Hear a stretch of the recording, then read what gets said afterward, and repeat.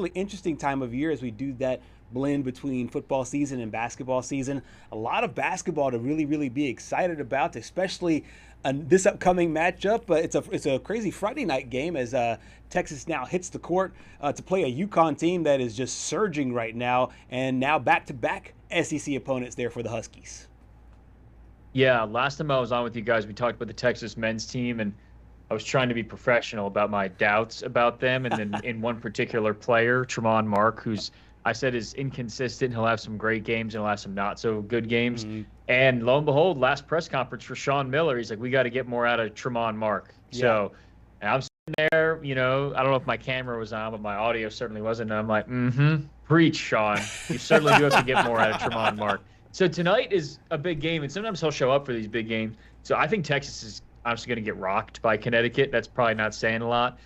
They might, first game of the year, new head coach and everything, Texas played essentially a road game in Charlotte against Duke, and it was single-digit game at the half, and then it was just not competitive in the second half. So I kind of envision that's how things would go for this Texas team. They have some physicality, some athleticism, like the size to compete, but they just don't have the install that Sean Miller wants at this point. Although when he was at Xavier, he played against them often and kept it close in those Big East matchups. So he has some experience, but I just don't think this Texas team is anywhere close to where the Huskies are right now. How can this Texas team – we talked about the UConn the other day when they played Florida, and that was another really good game.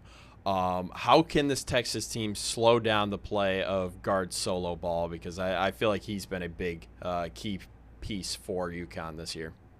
Yeah, they need to rely on some of their good guard defenders, which is Kendall Weaver, a guy that when he came in a couple years ago, he was lauded as like the energy guy. He was like a sixth man and earned a starting role. And he was so great in that 2023-2024 squad that maybe could have made the second weekend of the NCAA tournament. And then last year had to fight through so many injuries, came in late in the season and really helped them in the SEC tournament.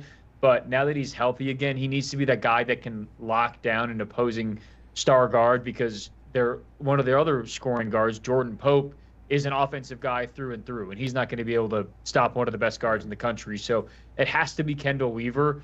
But at some point, this is somebody you need on the offensive end as well. When I'm at practice, I'm seeing him shoot threes, and I'm like, this guy is so confident from distance. But when it's in a game, it's a different animal. And you kind of think you think of it in an NBA context. You're like, some of the stars don't play that hard defense. And as a fan, you're like, please try defensively. But you think about it, and it's, well, you have to do so much offensively. You're expending so much energy. So maybe somebody can help out on the defensive end.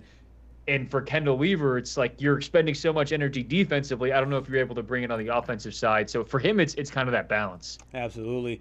From an offensive game planning standpoint, what are some of the ways that you see this team being able to find success in this game and beyond? I mean, we've seen this team, score over 100, this Texas team, but then also at the same time too, we've seen some lower scoring games there as well. Just from a production standpoint, where do you think Sean Miller wants to see this team as they get closer and closer to SEC play?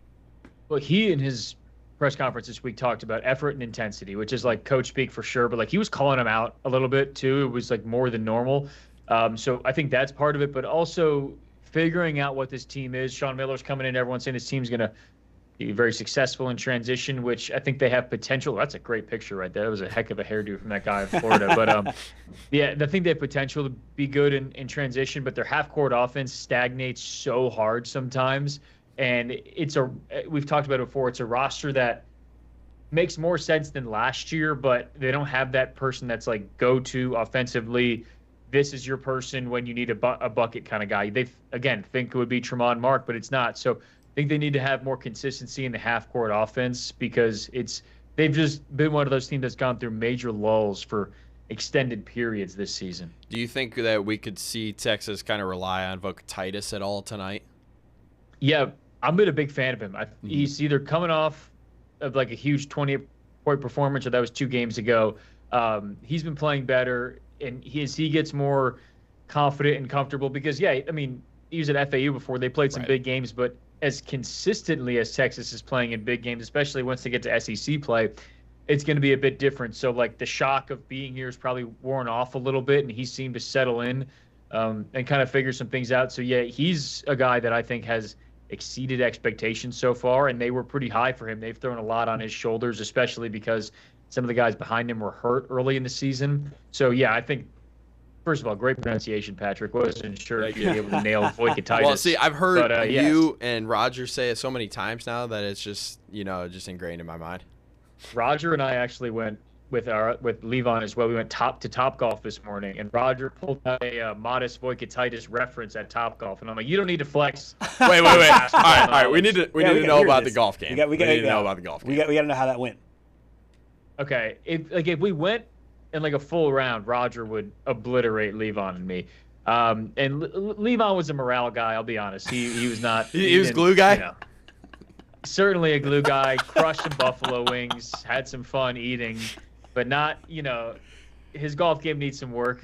I have a baseball swing and certainly won a competition in my head of long drive contest that I was just trying to rip it. And but Roger's overall much better, much more accurate, much better golfer. Does he play a lot? Does he get out there? A decent amount. He has like the thing that we all dream of, like I don't even play golf and I dream of it, like him and 3 other friends do like a rotating golf trip every year where they go around the country and everything. So that's his main time. I think he plays probably like 4 rounds a year, maybe something like that. Oh, wow. So he's naturally talented. Yeah, he's just got God-given ability, Yeah. He's got to get coached up a little better.